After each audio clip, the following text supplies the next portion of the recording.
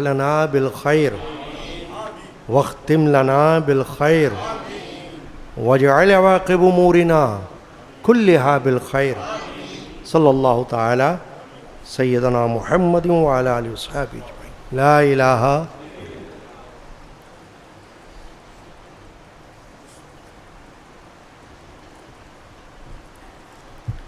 أعوذ بالله من الشيطان الرجيم. بسم الله الرحمن الرحيم. وما محمد إلا رسول قد خلت من قبله الرسل أفإن مات أو قتل انقلبتم على أعقابكم ومن ينقلب على عقبيه فلن يضر الله شيئا وسيجزي الله الشاكرين. صدق الله مولانا العظيم. بسم الله الرحمن الرحيم. حسبي ربي جل لا ما في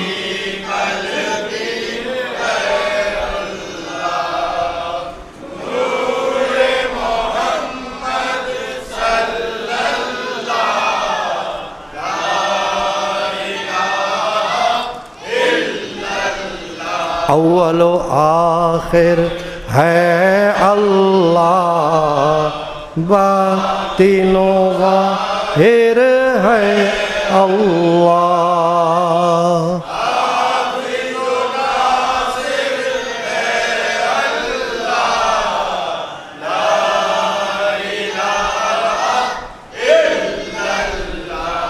کھل جائیں در جنت کے آمین، دوزخ کی سب آگ بجھے، دل سے کوئی ایک بار کہے لا الہ الا اللہ حسبی ربی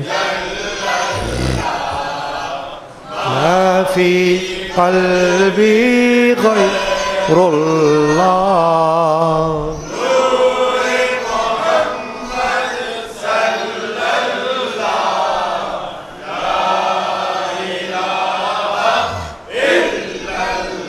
عرض غلام فقیر ہے اب رحمت اللہ علیہ، داخل رحمت ہوں ہم سب آمین. ذکر قبول ہو یہ یا رب لا الہ الا اللہ حسبی ربی جل اللہ ما فی قلبی غیر اللہ. نور محمد صلی اللہ لا الہ الا اللہ. صلی اللہ علیہ یا رسول اللہ وسلم علیہ یا حبیب اللہ صلی اللہ علیہ یا رسول اللہ. سبحان اللہ.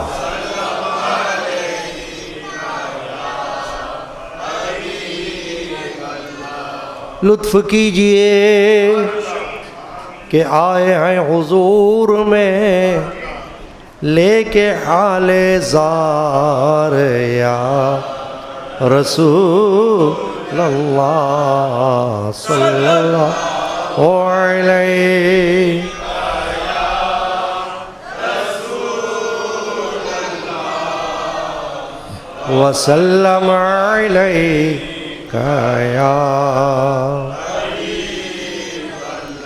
بندہ فقیر رحمت اللہ تعالی علیہ. دو جہاں میں آپ کا ہے غلام زار یا رسول اللہ صلی اللہ علیہ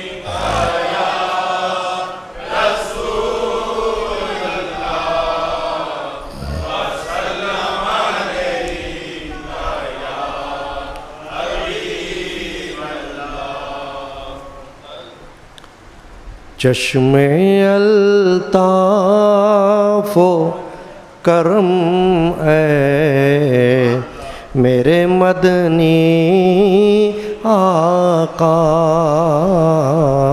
چشم الطاف و کرم اے میرے مدنی آقا، چشم کرم ہے میرے مدنی،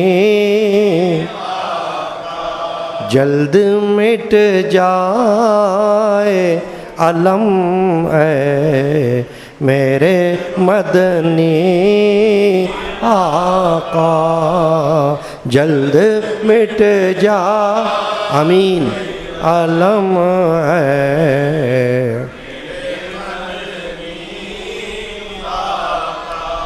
فخر کونین تیری ذات ہے اللہ اللہ، فخر کونین تیری ذات ہے اللہ اللہ، سرور عرب و عجم ہے میرے مدنی آقا، سرور عرب و عجم ہے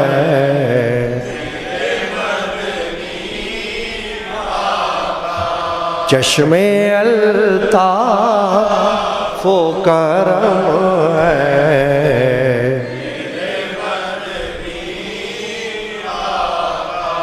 اور جلد مٹ جا یہ عالم ہے،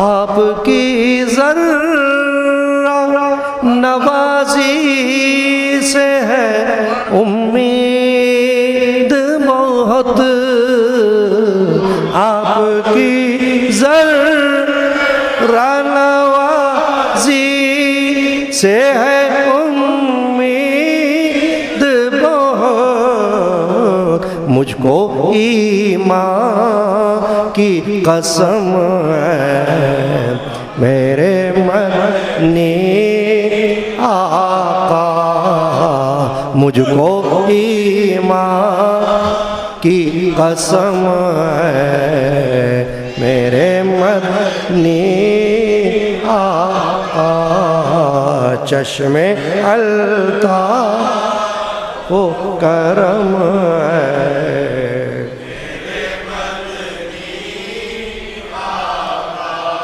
جلد مٹ جا اے عالم ہے،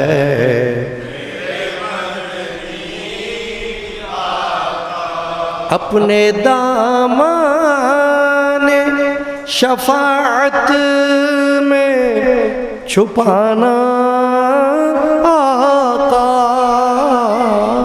اپنے دامان شفاعت میں چھپانا آقا، میرے عصیان ہے نہ کم ہے میرے مدنی آقا، میرے عصیان ہے نہ کم ہے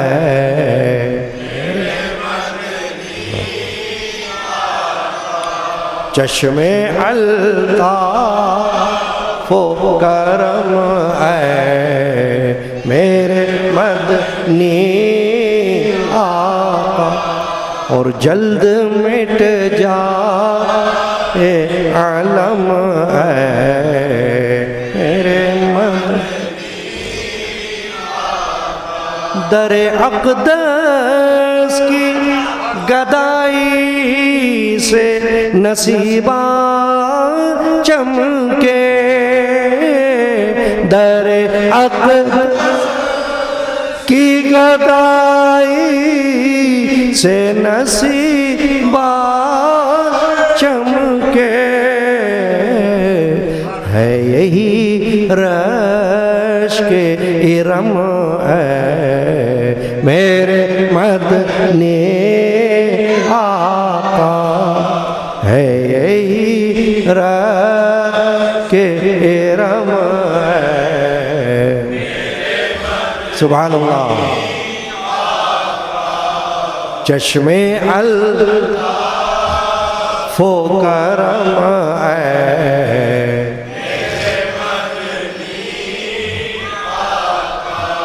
اور جلد مٹ جائے علم آمین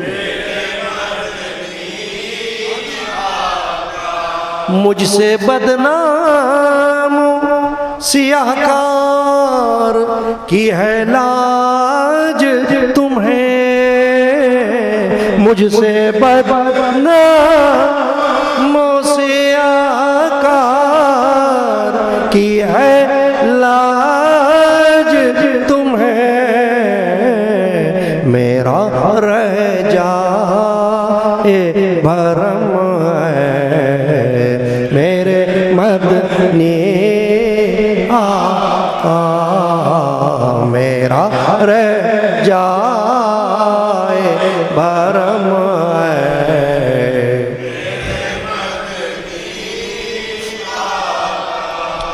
چشم الطف و کرم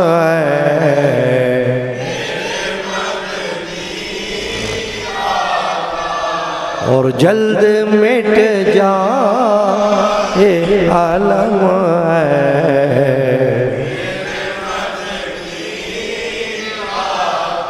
رحمت عالمیہ تیری نوازش کے طفیل رحمت عالمیہ تیری نوازش کے طفیل دور امت کا ہو غم میرے مدنی آقا دور امت کا ہو غم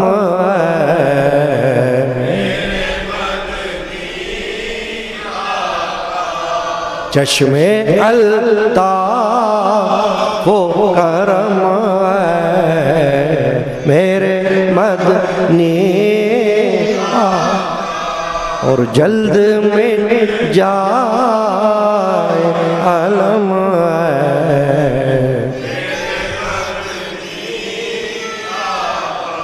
آئیے آئیے جود و کرم کے والی آئیے آئیے جود و کرم کے والی باعث لطف اتم ہے میرے مدنی آقا باعث لطف اتم ہے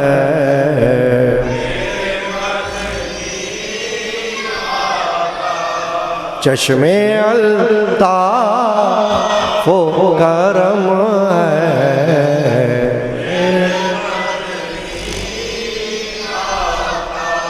اور جلد مٹ جائے علم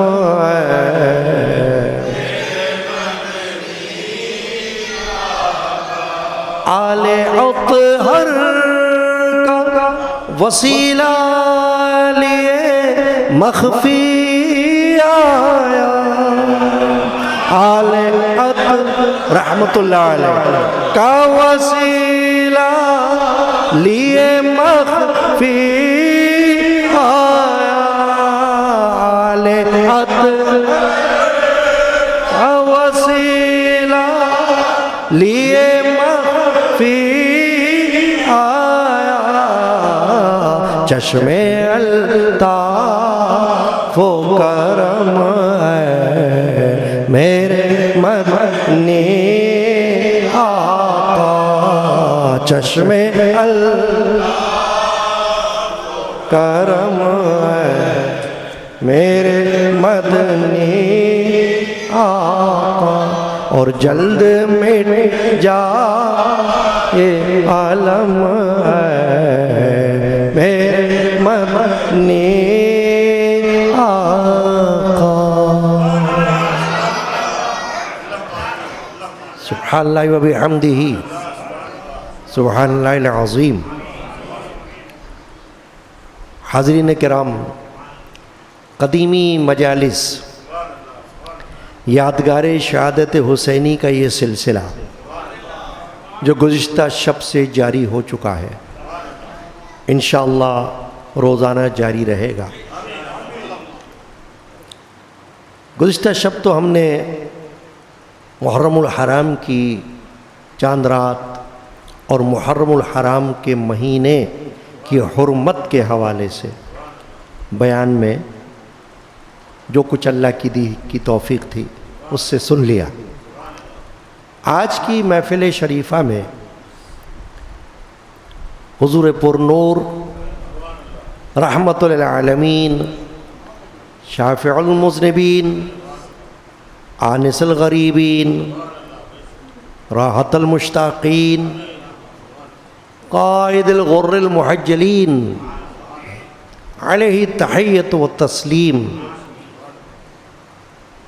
کا ذکر خیر اور آپ کی ظاہری وفات شریفہ کا مختصر تذکرہ مقصود ہے۔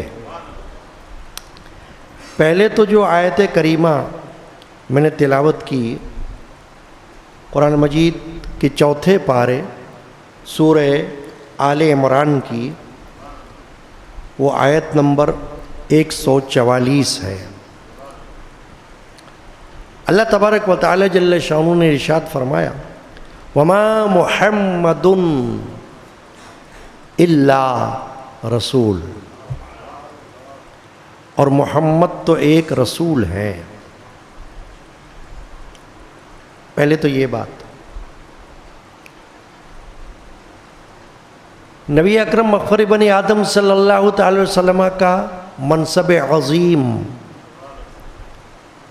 آپ کا رتبہ، اس کو اللہ نے بیان فرمایا کہ ذاتی نام پاک تو ہے آپ کا محمد۔ قرآن مجید میں یہ مختلف آیات میں آیا ہے، مختلف نوعیت سے آیا یہ نام پاک۔ اس کے علاوہ ایک اور نام پاک آیا ہے، وہ بھی ذاتی نام پاک ہے، احمد۔ یہ دونوں اسماء پاک رسول اللہ صلی اللہ علیہ وسلم کے ہیں جو ذاتی ہیں، لیکن صفاتی نام جیسے اللہ تعالیٰ کے ہیں ایسے رسول اللہ صلی اللہ علیہ وسلم کے بھی ہیں۔ صفاتی کا معنی خوبیوں والے نام، جن سے اللہ کے رسول صلی اللہ علیہ وسلم کی خوبیاں معلوم ہوں کہ کیا کیا صفات اللہ نے ان کو عطا فرمائی اپنے حکم سے، وہ صفاتی نام ہیں، وہ بے شمار ہیں۔ اب یہاں منصب کا ذکر کیا اللہ نے کہ محمد تو ایک رسول ہے۔ وما محمد کا لغوی معنی یہ ہے کہ اور محمد تو نہیں الا رسول، مگر رسول۔ اس میں بہت گہرائی ہے. ایک بات تو یہ کہ رسول کا منصب کوئی عام منصب تو ہے نہیں. دنیا کے مناصب، دنیا کے عہدے جس طرح دیے جاتے ہیں اس طرح لیے بھی جاتے ہیں. وہ تو آپ دیکھتے ہی رہتے ہیں. کسی کو کوئی اسٹیٹس دیا جاتا ہے، کوئی ڈیزگنیشن دیا جاتا ہے، عہدہ دیا جاتا ہے، لے بھی لیا جاتا ہے نا واپس. معزول بھی کر دیا جاتا ہے، برطرف بھی کر دیا جاتا ہے. اللہ نے ایک عہدہ بنایا رسول کا، اور بنا کر یہ فرما دیا کہ اب یہ عہدہ ہمیشہ کے لیے اس کے پاس ہے. اس عہدے کو کوئی لے نہیں سکتا واپس. اللہ نے ان کو عطا کر دیا. وہ عہدہ منصب رسالت ہے. رسول تو رسول کے عہدے کو کوئی ہلکا نہ لے. رسول اللہ صلی اللہ علیہ وسلم. اسی لیے تو آپ دیکھیں نبی کی تعریف اللہ کے بعد سب سے بڑی تعریف ہے. اور معاذ اللہ نبی کی توہین کفر ہے. کوئی بھی نبی ہو، کوئی بھی رسول ہو، مسلمان اور مومن کا بچہ کسی نبی کی شان میں، کسی رسول کی شان میں ادنا سی گستاخی کا تصور بھی نہیں کر سکتا ہے. تصور بھی کفر ہے.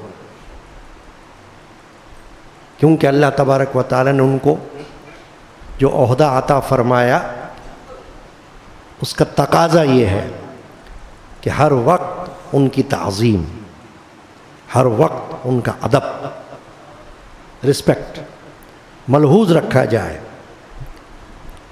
کوئی سامنے ہو نبی کے تب بھی، جیسے صحابہ کرام رضی اللہ عنہم اجمعین رسول اللہ صلی اللہ علیہ وسلم کے آگے پیچھے دائیں بائیں رہا کرتے تھے نا. یہ فضیلت تھی ان کی کہ ان کو رفاقت، صحبت، معیت اللہ کے رسول کی ملی، تو اللہ نے ان کا مرتبہ ہی بڑا بلند بنا دیا. غیر صحابی سے ہر صحابی افضل ہے. تو رسول اللہ صلی اللہ علیہ وسلم کے سامنے اگر کوئی ہو تو بھی بے ادبی نہیں ہو سکتی، تو بھی تعظیم ہے. اور اگر غیبت میں ہو پیچھے تو بھی ادب، تعظیم برقرار رہے گی. دیکھیے نا 1400 سال پہلے صحابہ کرام رضوان اللہ علیہم اجمعین کے وقت میں حضور کی تعظیم جاری تھی، اور آج 1400 سال کے بعد بھی حضور کی تعظیم اسی طرح جاری ہے. کوئی مائی کا لال نہیں کہہ سکتا کہ بھئی آج تو حضور نہیں ہے. 1400 سال گزر چکے، تعظیم اس وقت تو تھی، اب تو زمانہ گزر گیا. نہیں، ادنا سی بے ادبی جان بوجھ کر قصدن کفر ہے.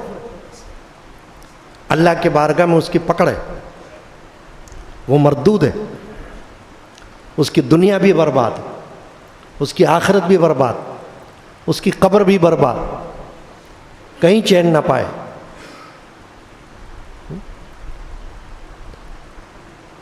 تو رسول اللہ صلی اللہ علیہ وسلم کا منصب یہ ہے، محمد الرسول اللہ صلی اللہ علیہ وسلم. ایک جگہ قرآن میں یہ بھی ہے. تو پہلی بات تو کیا معلوم ہو رہی ہے، آگے آگے چلتے جائیں گے، کہ محمد اللہ کے رسول ہیں. یعنی ان کو اس منصب کی نظر سے دیکھو، اپنے سامنے محض ایک عام بشر کی نظر سے نہ دیکھو.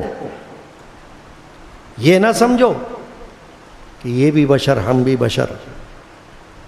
بشر تو ہیں، ہر نبی بشر ہے، اس میں کوئی شک نہیں. مگر تمہارے جیسا بشر نہیں. یہ فرق ملحوظ رکھنا ہے. تمہارے جیسا بشر نہیں ہے. اس کی بشریت ملکی ہے کہ جس کے غلام فرشتے ہیں. تمہارے غلام تو فرشتے نہیں ہیں. اس کی بشریت وہ ہے کہ جس کو درخت اور پتھر سلام کرتے ہیں, تمہیں تو نہیں کرتے.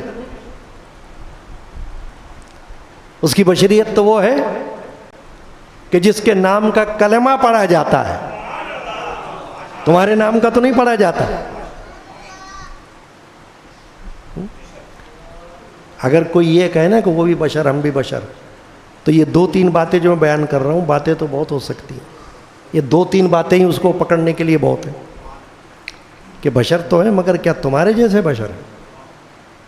معاذ اللہ نہیں.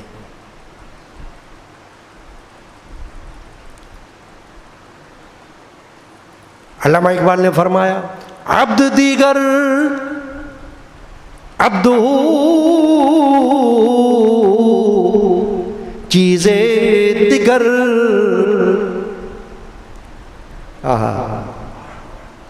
عاشق ہی یہ بات کر سکتا ہے, خشک بندہ کہاں کرے گا. عبد دیگر عبد چیزیں دیگر این سراپا انتظار او منتظر. فارسی زبان. ایک ہے عبد, میں عبد ہوں, آپ عبد ہو, ہما شما ایرا غیرہ عبد ہے. اور عبد ہونے میں کافر اور مسلم کی بھی کوئی قید نہیں.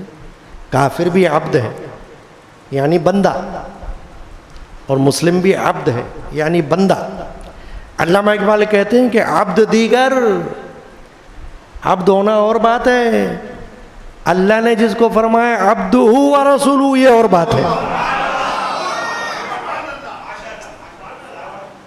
سبحان اللہ, سمجھنا ہے نا. عبدہ و رسولہ, کوئی کہے کہ وہ بھی بشر ہم بھی بشر, تو کہنا کہ تم تو عبد ہو مگر کیا تمہارے لیے عبدہ و رسولہ آتا ہے؟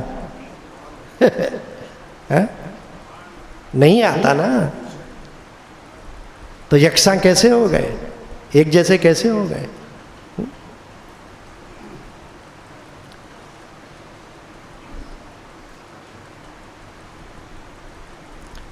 چنانچہ یہ شعر سے بھی سمجھنا ہے کہ رسول اللہ صلی اللہ علیہ وسلم کی بشریت اور ہما شما کی بشریت میں زمین آسمان کا فرق ہے.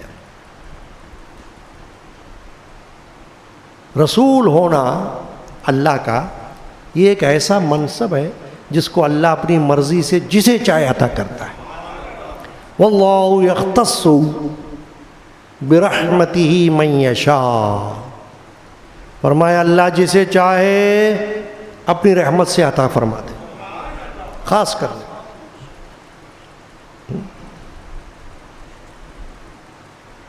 یہ جو میں نے شعر پڑھا نا علامہ اقبال کا, اس کو مزید سمجھنا ہو تو مولانا روم کی خدمت میں چلو.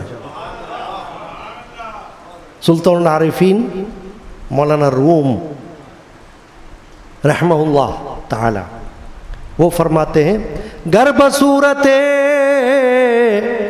آدمی انسان بدے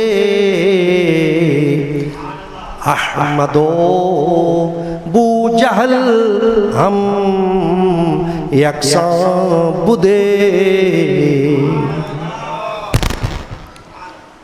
دیکھا آپ نے, ایک طرف علامہ اقبال, ایک طرف مولانا روم. ارے ہم تو نہ علامہ اقبال کے جیسے نہ مولانا روم کے جیسے ہیں, تو نبی کے جیسے کیسے ہو جائیں گے؟ کیونکہ یہ ہے عاشق.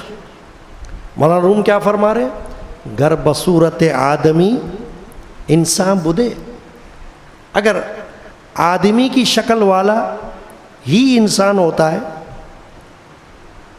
تو پھر احمد و ابو جہل ہم یکساں بدے، تو پھر احمد صلی اللہ علیہ وسلم اور ابو جہل خبیث پھر تو ایک جیسا ہو جائے گا، پھر تو ایک جیسے ہو جائیں گے، کیونکہ شکل و صورت میں تو انسانی شکل و صورت رکھتے ہیں، مگر نہیں،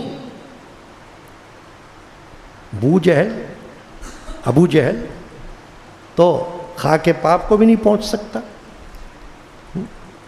کیسے پہنچے گا؟ رسول اللہ صلی اللہ علیہ وسلم کا منصب تو یہ ہے کہ ان کی ذات پاک تو بہت بڑی بات ہے، بہت دور کی بات ہے۔ ایک واقعہ ہے حدیث پاک میں کہ سفر میں تھے اللہ کے رسول صلی اللہ علیہ وسلم اور گدھے پر سوار تھے، دراز گوش پر، حمار پر، تو ایک جگہ رکے تو وہاں منافقین بیٹھے ہوئے تھے، تو گدھے نے پیشاب کر دیا، پیشاب کیا تو منافقوں میں سے ایک نے اپنی ناک بند کر لی، ناک تو بند کی، مگر صحابہ کرام ساتھ تھے اللہ کے رسول کے، ان میں سے ایک صحابی نے فوراً کہا او منافق، تجھ سے رسول اللہ کے گدھے کا پیشاب اچھا ہے، تو کس چکر میں ہے؟ رسول اللہ جس سواری پر سوار ہیں اس کی بھی شان ہے، اس کی بھی شان ہے۔ تاریخ اسلام میں ہے کہ رسول اللہ صلی اللہ علیہ وسلم نے ایک گدھا پالا ہوا تھا، وہ گدھا اتنا ہوشیار تھا، سینس والا تھا کہ جب کسی صحابی کو بلانا منظور ہوتا تو اللہ کے رسول صلی اللہ علیہ وسلم گدھے کو اشارہ فرماتے کہ جاؤ فلاں کو بلا کے لاؤ، تو وہ گدھا ان صحابی کے دروازے پر پہنچ کر سر مارتا تھا اور وہ سمجھ جاتے تھے کہ اللہ کے رسول کی طرف سے بلاوا آ گیا۔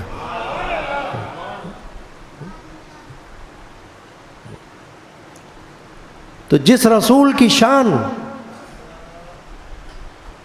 ایسی ہو کہ جس کے جانوروں کی بھی ایسی شان ہو، اس رسول کی ذات کی شان کیا ہوگی؟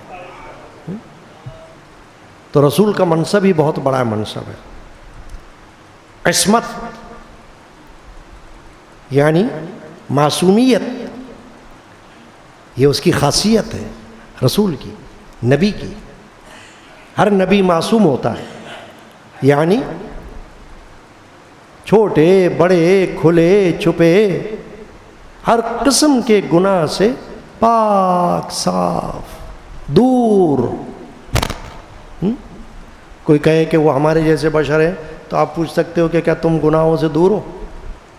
تمہیں اللہ نے معصوم پیدا کیا؟ کہے گا نہیں، تو بولو پھر ایک جیسے تو نہیں ہو سکتے نا۔ رسول کو تو اللہ نے معصوم بنایا ہے، وہ معصوم ہی رہتا ہے آخر وقت تک۔ گناہ کی جبلت، فطرت، مادیت اس میں ہوتی ہی نہیں ہے، گناہ قریب ہی نہیں پھٹک سکتا، وہ تو خود دوسروں کو پاک کرنے والا ہے۔ قرآن میں رسول اللہ صلی اللہ علیہ وسلم کی صفت اللہ نے بیان فرمائی، وَيُزَكِّيهِمْ، کہ یہ وہ رسول ہیں کہ جو ان اپنی امتیوں کو پاک کرنے والے ہیں۔ تو جو دوسروں کو پاک کرنے والا ہے وہ پاک ہی تو ہوگا۔ وَمَا مُحَمَّدٌ إِلَّا رسول، محمد نہیں مگر ایک رسول، یعنی ان کو رسول کے منصب پر دیکھو تاکہ تمہیں پتہ چلے، تمہاری آنکھیں کھلیں کہ یہ کیسی ذات پاک ہے، جس کے لیے علماء نے، صوفیاء نے اشعار میں فرمایا کہ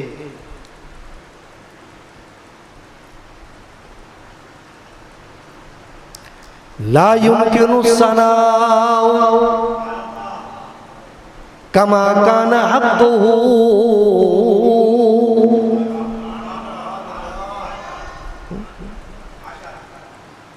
اس سے پہلے شعر کیا ہے؟ یا سید الجمال و یا سید البشر. یہ ہے عقیدہ علماء کا، بزرگوں کا. کیا کہ سید البشر یعنی بشر کے سردار، بشر نہیں بشر کے سردار. یا سید الجمال و یا سید البشر من وجهك المنیر لقد نور القمر. آپ وہ ہیں کہ آپ کے چہرے انور سے چاند نے روشنی پائی.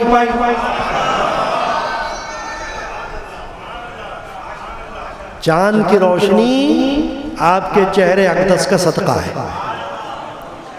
من وجهك المنیر لقد نور القمر.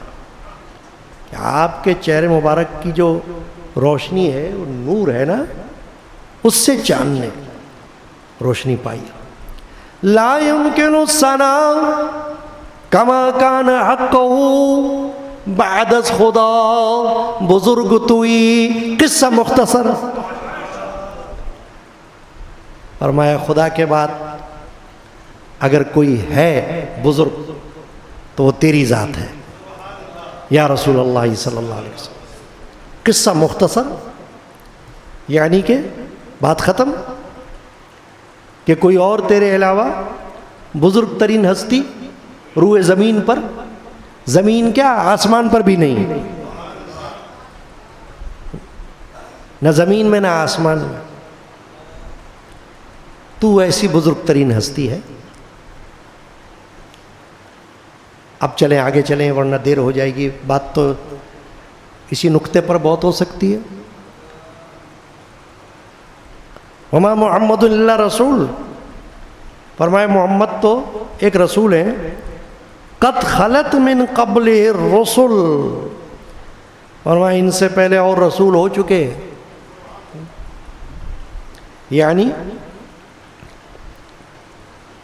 یہ آخری نبی ہیں. دیکھیں کوئی اگر پوچھے آپ سے محمد رسول اللہ صلی اللہ علیہ وسلم کے آخری نبی ہونے کی کیا دلیل ہے؟ کہنا دلیلیں تو بہت ساری ہیں، ایک تھوڑی ہیں. قرآن سے بھی ہیں، حدیث سے بھی ہیں، خاتم النبیین ہونے کی دلیل. مگر ایک دلیل تو یہاں آ رہی ہے، یہاں ایک آرگومنٹ، ایک پروف. کون سا؟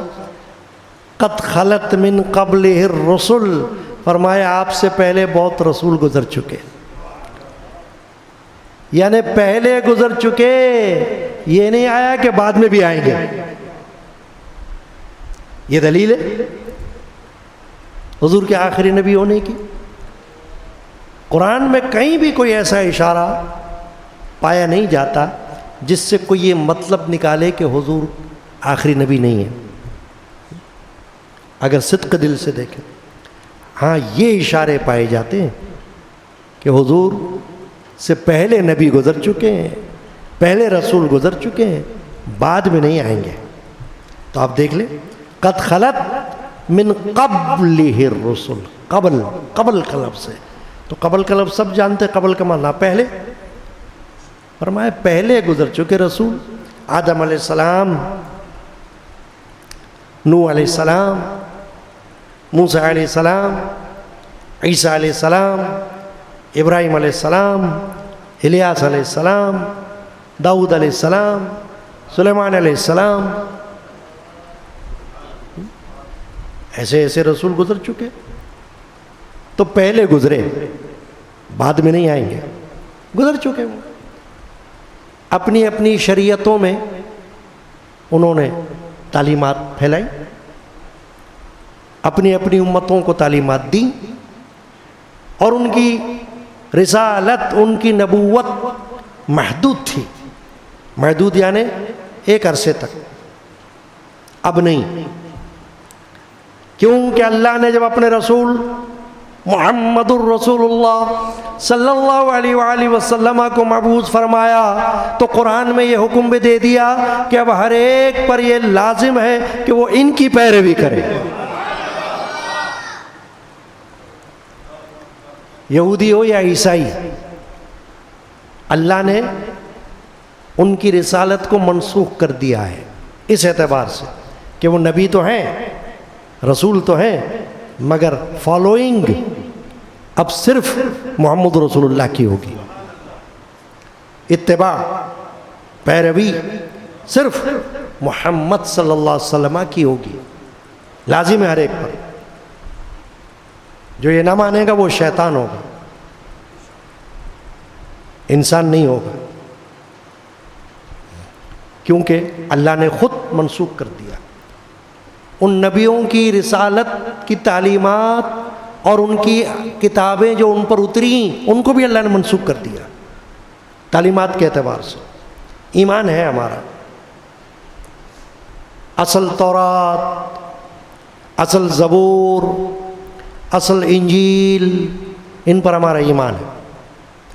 ہم توہین نہیں کر سکتے، ہم انسلٹ نہیں کر سکتے، نہ کسی نبی کی نہ اس کی لائی ہوئی کسی کتاب کی، مگر پیروی اتباع صرف محمد رسول اللہ کی. قد خلت من قبل الرسل، اب آگے کیا فرمایا؟ افإن مات او قتل انقلبتم علی اعقابکم، تو کیا اگر وہ انتقال فرمائے یا شہید ہوں تو تم الٹے پاؤں پھر جاؤ گے. وَمَن يَنْقَلِبْ عَلَىٰ عَقِبَيْهِ فَلَن يَضُرَّ اللَّهَ شَيْئًا، فرمایا اور جو الٹے پاؤں پھرے گا اللہ کا کچھ نقصان نہ کرے گا. بڑی اہم بات ہے جناب، حاضرین کرام، سمجھ کے اٹھنا ہے. اس کے پیچھے ایک بڑا واقعہ ہے، شان نزول ہے اس کا، آیت شریفہ کا پرپس ہے کیا؟ غزوہ احد یعنی جنگ، جہاد، کئی ہوئے نا غزوات، ان میں سے ایک ہے غزوہ احد. وہ جنگ جاری تھی تو مصعب بن عمیر ایک صحابی ہیں، گزرے ہیں. جب اسلام نہیں لائے تھے تو بہت بڑے امیر تھے، بڑے دولت مند، ماں باپ کی طرف سے بڑی وراثت پائی تھی دولت کی، بڑا جاہو تمترا، بڑا دبدبا تھا. جب اسلام قبول کر لیا تو رسول اللہ کے عاشق ہو گئے. غزوہ احد میں وہ بھی تھے موجود. تو ان پر جب حملہ ہوا تو کسی نے یہ خبر اڑا دی، اور بعض علماء یہ فرماتے ہیں کہ اس میں شیطان کا بھی دخل تھا. خبر کیا اڑائی کہ محمد کو شہید کر دیا گیا صلی اللہ علیہ وسلم، یعنی محمد رسول اللہ اب شہید ہو گئے. اچھا، اب صحابہ میں جب یہ خبر پہنچی تو فوراً جب کوئی خبر پہنچے اس طرح کی تو طبعی طور پر تو اثر ہوتا ہے نا بھائی. عاشق رسول ہونا معمولی بات تھوڑی ہے. تو عاشق رسول کو اگر کوئی اچانک بتائے کہ نبی شہید ہو گئے تو طبعی طور پر تو ایک ہوگا نا دکھ، ارے نبی کو شہید کر دیا. تو ان کے اندر ایک اداسی پھیل گئی، سستی پھیل گئی، ادھر ادھر ہو گئے. اس وقت رسول اللہ صلی اللہ علیہ وسلم کو اطلاع ملی کہ میرے بارے میں یہ خبر اڑائی گئی ہے کہ مجھے شہید کر دیا گیا. اور آپ اس وقت خوت پہنے ہوئے تھے، جنگی ہتھیار میں جیسے ڈھال ہوتی ہے ایسے ایک خود ہوتا ہے جو اوپر چہرے پر پہنا. تو حضور اکرم علیہ الصلوۃ والسلام چونکہ خود قیادت فرما رہے تھے، سپہ سالار تھے، تو انہوں نے خوت پہنا ہوا تھا اور اس میں سے آنکھیں حضور کی نظر آ رہی تھیں. تو صحابی نے دیکھا کہ حضور کی آنکھیں پہچان لیا, یہی تو محمد ہے رسول اللہ. فوراً اس نے چلایا کہ نہیں نہیں نہیں, محمد تو زندہ ہے. پھر جمع ہو گئے لوگ سارے. یہ جو آیت شریفہ ہے اس کے پیچھے یہ واقعہ ہے کہ جو اللہ نے فرمایا کہ کیا اگر یہ انتقال کر جائیں, اور انتقال طبعی ہو سکتا ہے, طبعی یعنی موت آ گئی, ہو گئے انتقال, اور یا قتل کر دیے جائیں. افَإِن مَاتَ او قتل, فرمایا اگر یہ فوت ہو جائیں یا ان کو قتل کر دیا جائے, انقلبتم علی اعقابکم, تو کیا تم الٹے پاؤں پھرو گے؟ اے صحابہ, اللہ کی طرف سے آواز آئی ہے, یعنی کیا تم نبی کے مشن کو اور نبی کے دین کو چھوڑ دو گے یہ سمجھ کے کہ بس نبی تک تھا مسئلہ, اب رسول تو شہید ہو گئے, اب ہم کیا کریں؟ نہیں, مطلب کیا ہے کہ جاری رکھنا ہے مشن کو, کیونکہ ہر نبی جو دنیا میں آیا ہے اس کو ایک دن فوت ہونا ہے. اگرچہ حیات النبی کا ایک عقیدہ ہے مسلمہ اہل سنت و جماعت کا, کہ ہر نبی اپنی قبر میں دوبارہ زندہ کیا گیا ہے اور وہ موجود ہے, ظاہری حیات سے موجود ہے. رسول اللہ صلی اللہ علیہ وسلم خود حیات النبی ہیں.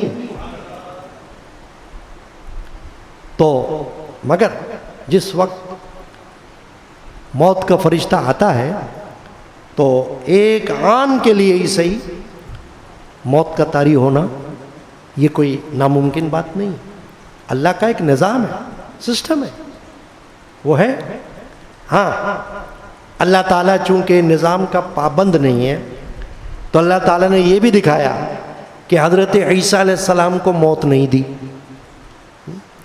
ہم سب کا اجماعی عقیدہ ہے, متفقہ, کہ عیسیٰ علیہ السلام کو اللہ نے اوپر اٹھا لیا, اور ہمیں اس پر ایمان ہے. قرآن کہتا ہے نا کہ نہ ان کو صلیب دی گئی, سولی پہ چڑھایا گیا, نہ ان کو قتل کیا گیا, بلکہ فرمایا اللہ نے کہ ان کو اللہ نے اٹھا لیا ہوا, وہ آسمان پر ہے, اور قیامت کے قریب اللہ تعالیٰ ان کو دوبارہ بھیجے گا, وہ پھر تشریف لائیں گے اور شریعت محمدی پر عمل پیرا ہوں گے,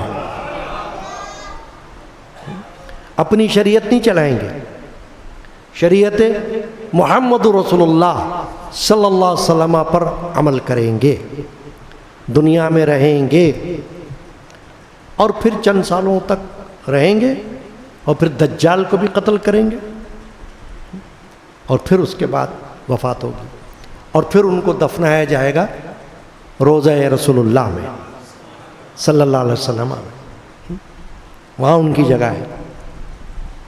تو عیسیٰ علیہ السلام کے بارے میں عقیدہ ہے کہ وہ فوت نہیں ہوئے, اور ویسے ہر نبی زندہ ہے. تو عیسیٰ علیہ السلام فوت نہیں ہوئے کا مطلب یہ کہ وہ دنیا میں فوت ہوئے ہی نہیں, ان کو اللہ نے اٹھا لیا ہے, بس بچا لیا. یہود نے ان کو قتل کرنے کی سازش کی تھی. اب یہ جو یہاں آپ نے سنا نا, اللہ نے فرمایا فَإِن مَاتَ أَوْ قُتِلَ انقلبتم عَلَىٰ أَعْقَابِكُمْ, کہ اگر وہ فوت ہو جائیں یا ان کو قتل کر دیا جائے تو کیا الٹے پاؤں پھر جاؤ گے تم لوگ؟ تو نبیوں کو قتل تو کیا گیا, قرآن میں اللہ نے فرمایا خود. بنی اسرائیل میں کئی نبیوں کو شہید کیا گیا, قرآن مجید میں جگہ جگہ فرمایا وَيَقْتُلُونَ النَّبِيِّينَ بِغَيْرِ حَقٍّ وَيَقْتُلُونَ الْأَنْبِيَاءَ بِغَيْرِ حَقٍّ. یعنی اللہ نے فرمایا کہ انہوں نے, بنی اسرائیل نے اپنے انبیاء کو قتل کیا ناحق. ناحق کا مطلب یہ ہے کہ حق تو بنتا ہی نہیں تھا ان کو قتل کرنے کا, خود بھی سمجھتے تھے مگر قتل کیا. شہید کیا۔ حدیث پاک میں آتا ہے کہ بنی اسرائیل نے ایک دن میں 43 نبیوں کو شہید کیا، تو ان میں سے 70 کے قریب بنی اسرائیل کے صوفیاء دانشور کھڑے ہوئے ان پر اعتراض کرنے کے لیے کہ کیا کر رہے ہو، نبیوں کو شہید کر رہے ہو۔ تو صبح کو شہید کیا نبیوں کو، پھر شام کو ان کو بھی شہید کر دیا، ان 70 لوگوں کو بھی جو ان کو منع کرنے کھڑے ہوئے تھے۔ یہ حال تھا۔ تو نبیوں کا شہید ہو جانا یہ بھی قرآن سے ثابت ہے، لیکن اللہ کے رسول کو اللہ تعالیٰ نے اگرچہ حضور نے خود تمنا کی، حدیث پاک ہے موجود، فرمایا میری خواہش ہے کہ میں اللہ کی راہ میں شہید کیا جاؤں، پھر زندہ کیا جاؤں، پھر شہید کیا جاؤں، پھر زندہ کیا جاؤں، پھر شہید کیا جاؤں۔ تکرار فرمائی حضور نے، یہ بتانے کے لیے کہ مقام شہادت اتنا بلند مرتبہ ہے، اس کو ہلکا نہ لینا۔ شہیدوں کا مقام بہت بلند مقام ہے۔ اللہ کے رسول خود تمنا کر کے بتا رہے ہیں تاکہ لوگوں کو پتہ چل جائے کہ میری خواہش ہے کہ میں بھی شہید کیا جاؤں اللہ کی راہ میں، اور پھر زندہ کیا جاؤں۔ پھر زندہ کرنے کا مطلب یہ ہے کہ مجھے بار بار مقام شہادت ملے، ایک بار نہ ملے، کئی بار ملے۔ ہاں، یہ ہوتا ہے بریفنگ، سمجھانا اس طور سے ہوتا ہے۔ اللہ کے رسول نے اس طور سے سمجھایا کہ میں تو چاہتا ہوں کہ بار بار زندہ کیا جاؤں اور پھر شہید کیا جاؤں۔ تو یہ بھی معلوم ہو گیا کہ نبی بھی شہید ہوئے ہیں۔ تو اللہ نے فرمایا کہ نبی جو ہے چونکہ بشریت میں چلتا پھرتا ہے، تم کھاتے پیتے ہو، نبی بھی کھاتا پیتا ہے، تم بیمار ہوتے ہو، نبی بھی بیمار ہو سکتا ہے، رسول بھی بیمار ہو سکتا ہے۔ یعنی اس کا عقیدہ اپنے سامنے رکھنا، اس کو کوئی ناممکن نہ سمجھنا، عقلاً محال نہیں ہے۔ یہ الگ بات ہے کہ تمہارا کھانا پینا کچھ اور ہے، ان کا کھانا پینا کچھ اور ہے، تمہاری نیند کچھ اور ہے، ان کی نیند کچھ اور ہے۔ ان کی نیند کے بارے میں تو اللہ کے رسول نے فرمایا کہ میں سوتا ہوں، میری آنکھیں سوتی ہیں، دل نہیں سوتا۔ تو ہم تو سوتے ہیں تو سب کچھ سو جاتا ہے، ہم کو تو سوتے میں کوئی اٹھا کے سڑک پر پھینک آ جائے ہم کو پتہ نہیں چلے، اور ہم سوتے ہیں تو سارا دن سوتے رہتے ہیں، ہوش ہی نہیں رہتا۔ تو ایسی نیند نبی کی نیند نہیں ہوتی۔ ہاں، نبی سوتے بھی ہیں، جاگتے بھی ہیں، عبادت بھی کرتے ہیں، کھاتے بھی ہیں، پیتے بھی ہیں۔ کفار نے اعتراض کیا تھا کہ مالی حاضر رسول، یہ رسول کیسا ہے، یاکل الطعام، یہ کھانا کھاتا ہے، ویمشی فی الاسواق، اور یہ بازاروں میں چلتا ہے۔ جہالت تھی نا، جاہلانہ سوچ آئی کہ یہ رسول ہے تو کیسا رسول ہے یہ، ہم بھی کھاتے ہیں، یہ بھی کھاتا ہے، ہم بھی بازار میں چلتے پھرتے ہیں، یہ بھی بازار میں چلتا پھرتا ہے، تو رسول نہیں ہو سکتا۔ اللہ نے فرمایا نہیں، یہ بھی چلتا پھرتا ہے، یہ بھی کھاتا پیتا ہے، اور جتنے رسول ہم نے بھیجے وہ سب کھاتے پیتے تھے اور سب بازار میں چلتے پھرتے تھے ضرورت کے مطابق۔ ان کے بازار میں چلنے پھرنے سے اور ان کے کھانے پینے سے ان کی شان رسالت میں، شان نبوت میں ایک ذرہ برابر فرق نہیں آتا۔ وہ پھر بھی نبی ہے، وہ پھر بھی رسول ہے، تو ان کے جیسے پھر بھی نہیں ہو سکتے، وہ تمہارے جیسے نہیں ہو سکتے۔ ہاں، یہ ہے سمجھنے کی بات۔ تو اللہ نے فرمایا کہ یہ تو بات نہیں ہے، اگر تم بیمار ہوتے ہو تو نبی بھی بیمار ہو سکتا ہے۔ کبھی کوئی نبی کو بیمار دیکھ کر کچھ وسوسہ دل میں لایا، ارے نبی کیسا ہوا؟ کوئی ولی کو بیمار دیکھ کر دل میں وسوسہ لایا، ارے اللہ کا ولی ہے تو بیمار کیسے ہوئے؟ ابے جب نبی بیمار ہوئے تو ولی بیمار نہیں ہو سکتے کیا؟ صحابی بیمار ہوئے تو غیر صحابی بیمار نہیں ہو سکتے؟ بولو، اہل بیت بیمار ہوئے تو کوئی اور بیمار نہیں ہو سکتا؟ بیماری اللہ کی طرف سے ایک نظام ہے جسمانی، ایک جسم کا فعل ہے جو کسی وقت بھی ہو سکتا ہے، اور وہ ہوتا رہا۔ رسول اللہ صلی اللہ علیہ وسلم کو بتقاضائے بشریت چوٹ لگی تو خون بھی بہا۔ واقعہ طائف موجود ہے، کفار نے پتھر مارے، نبی پاک صلی اللہ علیہ وسلم کے پیشانی انور پر لگے، خون کا فوارہ نکلا اور آپ کی پیشانی مبارک خون آلود ہوئی۔ یہ تو تاریخ میں ہے۔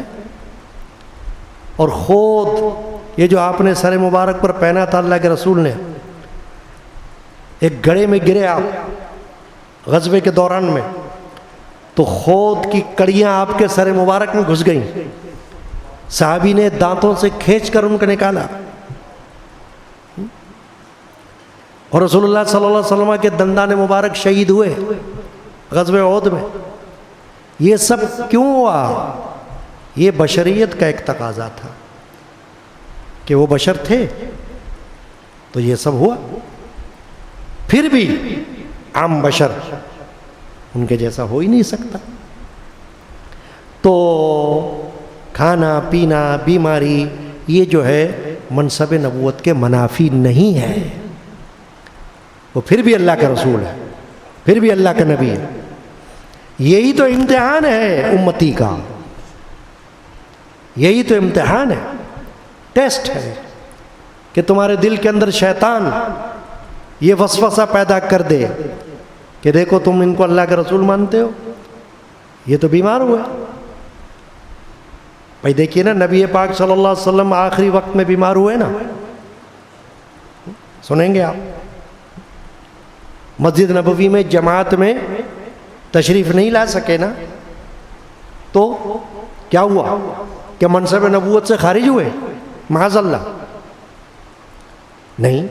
شروع میں نے عرض کر دیا کہ منصب نبوت اور منصب رسالت وہ عہدہ ہے جو اللہ دے دیتا تھا، واپس نہیں لیتا۔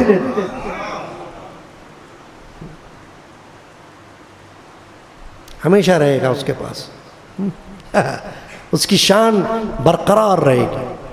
کوئی مانے نہ مانے یہ الگ مسئلہ ہے، نہ ماننے کو کوئی اللہ کو نہیں مانتا تو کیا اللہ نہیں ہے؟ بولو، ایتھیسٹ دہریہ دنیا میں موجود ہے جو کہتا ہے ہم تو اللہ کو نہیں مانتے، معاذ اللہ استغفر اللہ، نہ مانو اللہ کو تو اللہ پہ کیا فرق پڑتا ہے؟ یہی بات یہ اللہ نے فرمائی کہ اگر تم الٹے پاؤں پھرنے کی کوشش کرو گے نبی کے انتقال پر یا نبی کے شہید ہو جانے پر، تو فرمایا اللہ نے کہ وَمَن يَنْقَلِبْ عَلَىٰ عَقِبَيْهِ فَلَن يَضُرَّ اللَّهَ شَيْئًا، اور جو کوئی الٹے پاؤں پھرے گا اللہ کا کچھ نہیں بگاڑے گا۔ اللہ کا کچھ نہیں بگڑے گا بھائی، تم اللہ کو مانو یا نہ مانو، تم رسول کو مانو کہ نہ مانو، تم نبی کو مانو کہ نہ مانو، تم ولی کو مانو کہ نہ مانو، کسی کا کچھ نہیں بگڑتا، نہ ولی کا بگڑتا نہ نبی کا بگڑتا۔ بگڑے گا اللہ فرماتا ہے کہ تمہارا بگڑے گا۔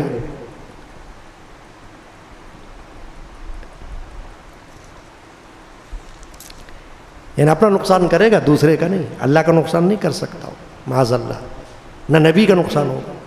اس سے یہ نتیجہ نکلتا ہے کہ جو دین اسلام کی تبلیغ ہے وہ 1400 سال کے بعد بھی اسی طرح جاری رہنی چاہیے۔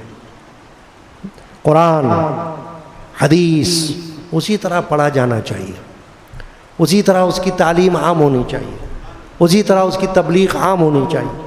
کوئی یہ نہیں کہہ سکتا کہ ابھی تو نبی نہیں ہے، کوئی بات نہیں، نبی نہیں ہے، نبی ہے، ہمیں نظر نہیں آ رہے، نبی کو ہم نظر آ رہے۔ ہماری آنکھیں وہ ہیں نا جو عام بشریت والی آنکھیں کہ جو نبی کو نہیں دیکھ سک رہی، مگر نبی کو اللہ نے وہ آنکھیں دی تھی کہ حدیث میں حضور نے فرمایا کہ صحابہ یاد رکھنا، میں جیسے آگے دیکھتا ہوں ایسے پیچھے بھی دیکھتا ہوں۔ یہ مت سمجھنا کہ صرف آگے نظر آ رہا ہے مجھے، پیچھے کا بھی سب نظر آ رہا ہے مجھے۔ اللہ دکھاتا ہے، اللہ نے نبی بنایا ہے، اللہ نے رسول بنایا ہے، تو اللہ تعالیٰ اس پر قادر ہے کہ جیسے آگے دکھائے ویسے پیچھے بھی دکھائے۔ ہاں، یہ سب باتیں بظاہر آپ کو لگیں گی چھوٹی چھوٹی مگر بہت بڑی ہے۔ چنانچہ یہ مشن جو ہے جاری رہنا چاہیے۔ اسی طرح بعض لوگ اولیاء اللہ، صوفیاء کرام، مرشدان اعظام کے مرید ہوتے ہیں یا عقیدت مند بنتے ہیں، ان کی خدمت گار بنتے ہیں، پھر اس کے بعد بھاگ جاتے ہیں، یا اگر ان کا وصال ہو جائے مرشدان پاک کا، پیران اعظام کا، ظاہر ہے مرنا تو ہے نا ایک دن بھائی، ہر صدا تو کوئی نہیں رہتا، دنیا سے تو جانا ہے۔ میرے والد ماجد رحمۃ اللہ علیہ ایک شعر پڑھا کرتے تھے محفل میں، یہ چمن یوں ہی رہے گا اور ہزاروں بلبلیں، یہ چمن یوں ہی رہے گا اور ہزاروں بلبلیں، اپنی اپنی بولیاں سب بول کر اڑ جائیں گی۔ چمن یوں ہی رہے گا، بلبلیں تو آتی جاتی رہیں گی اور اڑ جائیں گی بول کر۔ تو کیا ہوا؟ چمن اپنی جگہ ہے۔ تو چمن کیا ہے؟ مشن، انبیاء اللہ کا مشن، اولیاء اللہ کا مشن، اس کو برقرار رکھو۔ یہ نہ کہو کہ اب تو پیر کا انتقال ہو گیا نا تو اب میں نہیں جاتا۔ اچھے مرید ہو تمہیں پیر نے کیا کہا تھا کہ انتقال کے بعد مت آنا؟ تو بتاؤ، بولو۔ کسی پیر نے کسی کتاب میں لکھا ہو تو بولو، زبان سے بولا ہو تو بولو۔ کیوں؟ کہ وہ اپنی ذات کے لیے تھوڑی تمہیں بلا رہے تھے، اللہ کی ذات کے لیے بلا رہے تھے، اور اللہ کی ذات حی و قیوم ہے، حی لا یموت، جسے موت نہیں آتی۔ تو تم کیسے ہو کہ جو تم بھاگ گئے؟ نہیں، کوئی پیر کوئی مرید کو ایسا نہیں کہتا کہ بھئی اب تم نہیں آنا، بلکہ میں تو یہ بتاتا ہوں آپ کو بات اپنے مشائخ کی، حضرت سیدی مرشدی جدی رحمت اللہ تعالی علیہ کی انتقال سے چند منٹ پہلے والد ماجد کے ساتھ ان کی باتیں چل رہی تھیں۔ طبیعت تو بہت ناساز تھی کیونکہ وقت قریب تھا، مگر راز و نیاز کی باتیں ہو رہی تھیں۔ تو آپ نے یہ وصیت فرمائی، حضرت نے فرمایا مریدوں کو کہنا ہمارے کہ اب تم مسجد اور آستانے سے نزدیک رہنا۔ تو والد ماجد رحمۃ اللہ نے جب یہ بیان کیا تو فرمایا مسجد اور آستانے سے نزدیک رہنا، اس کا مطلب یہ کہ مسجد تو مسجد ہے ہی، اور آستانہ جو ہے وہ خانقاہ ہے، وہ رشد و ہدایت کی جگہ ہے، وہ تعلیمات کی جگہ ہے۔ تو نصیحت کی ہے، وصیت کی ہے کہ نزدیک رہنا۔ اب کوئی نزدیک نہ رہے تو یہ تو اس کی عقل ہے، اس کی سوچ ہے، مگر بزرگوں کی وصیت یہ ہے۔ پھر ایک بات اور فرمائی انہوں نے کہ ایسا تو نہیں ہوگا آنکھیں ہوئی اوٹ دل میں پڑے کھوٹ۔ یہ بات ہو رہی تھی والد ماجد سے، میرے، ہم سے نہیں ہو رہی تھی، مجھ سے، ان سے ہو رہی تھی۔ انہوں نے بیان کیا آنکھیں ہوئی اوٹ دل میں پڑے کھوٹ، فرمایا نہیں انشاءاللہ اللہ نہ کرے، دعا کریں ایسے۔ یہ تو اب اس آیت شریفہ سے جو نتیجہ اخذ کرنا ہے ہمیں وہ کیا ہے کہ اللہ فرماتا ہے الٹے پاؤں مت پھرنا، نبی شہید ہو جائے یا نبی فوت ہو جائے، اسی طرح کوئی ولی فوت ہو جائے یا اس کو کوئی شہید کر دے تو اس کے چاہنے والے، اس کے فالوور، اس کے متبعین اگر ادھر ادھر ہو جائیں تو اس کا مطلب انہوں نے سیکھا کیا؟ پھر کیا سیکھا؟ کیا مطلب کے لیے آئے تھے؟ صرف اللہ کے لیے نہیں آئے تھے؟ اللہ کی تعلیم تو جاری ہے کسی نہ کسی صورت میں۔ بھائی آپ دیکھ لو نا، آپ یہی مثال لے لو یہاں کی، دور مت جاؤ، یہیں کی مثال لے لو کہ سید مرشدی جدی رحمۃ اللہ علیہ کا وصال ہوا، والد ماجد رحمۃ اللہ علیہ نے مشن کو آگے بڑھایا۔ والد ماجد رحمۃ اللہ علیہ کا انتقال ہوا، یہ فقیر گناہ گار کوئی 35 سال سے لگا ہوا ہے۔ اب 35 سال میں نے کئیوں کو بھاگتے ہوئے دیکھا یہاں سے، اور کئیوں کو لگے ہوئے دیکھا، یعنی 35 سال کے اندر تو دونوں باتیں میں نے دیکھی۔ تو یہ نصیب ہے اپنا اپنا، جس کا نصیب جتنا ہے، یہ بات۔ مگر ایسے کو میں نے دیکھا جن پر میں چاہتا ہوں کہ کتاب لکھوں گا، اللہ نے مجھے مہلت دی تو ایسی شخصیات یہاں گزری ہیں، اور الحمدللہ ان کی اولادیں اب بھی آتی ہیں کہ مجھے اللہ نے موقع دیا، مہلت دی، تو میں ان پیاروں کے حالات پر کتاب لکھوں گا کہ انہوں نے جس طریقے سے نبھایا مریدی کو، وفاداری کو۔ یہی اس آیت سے ہم کو نتیجہ اخذ کرنا ہے۔ اللہ تعالی ہمیں اس کی توفیق عطا کرے۔ رسول پاک پہ بھیجے خدا درود و سلام، علی و فاطمہ حسن و حسین پر بھی مدا۔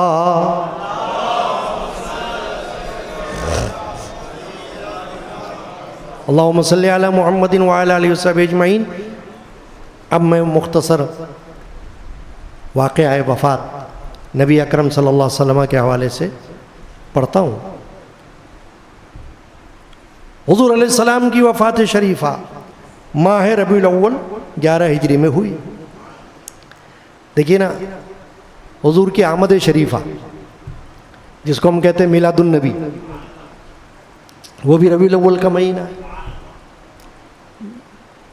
اور نبی اکرم علیہ السلام کی رخصت، پردہ فرمانا، وہ بھی ربیع الاول کا مہینہ ہے۔ اتفاق ہے اللہ کی طرف سے۔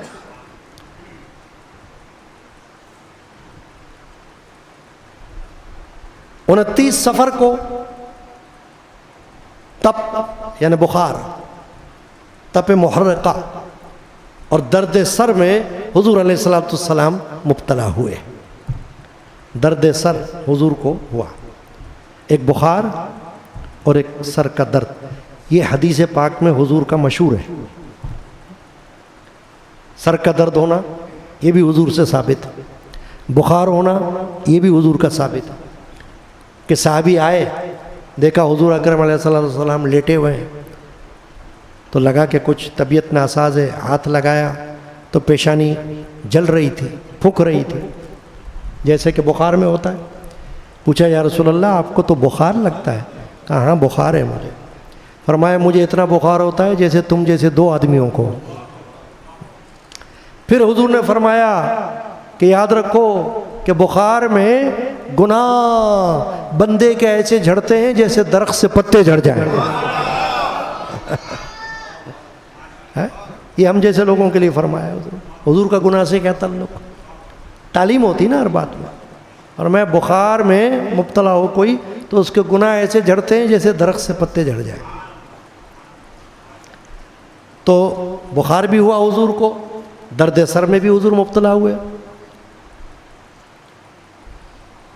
بیماری کے اس پورے عرصے میں بڑے اہتمام کے ساتھ حضور علیہ السلام تبلیغ رسالت کے فرائض انجام دیتے رہے۔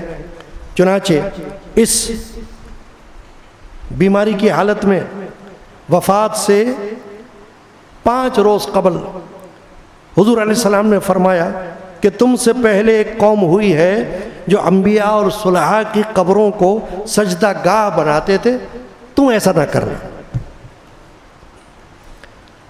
ابھی میں نے گزشتہ جمعہ، اچھا موضوع تھا بڑا، آپ کو موقع ملے تو ذرا سننا، فیس بک پر موجود ہوگا بیان، کیونکہ ہر جمعہ کا بیان لائیو ہوتا ہے، جیسے ابھی بھی لائیو ہو رہا ہوگا۔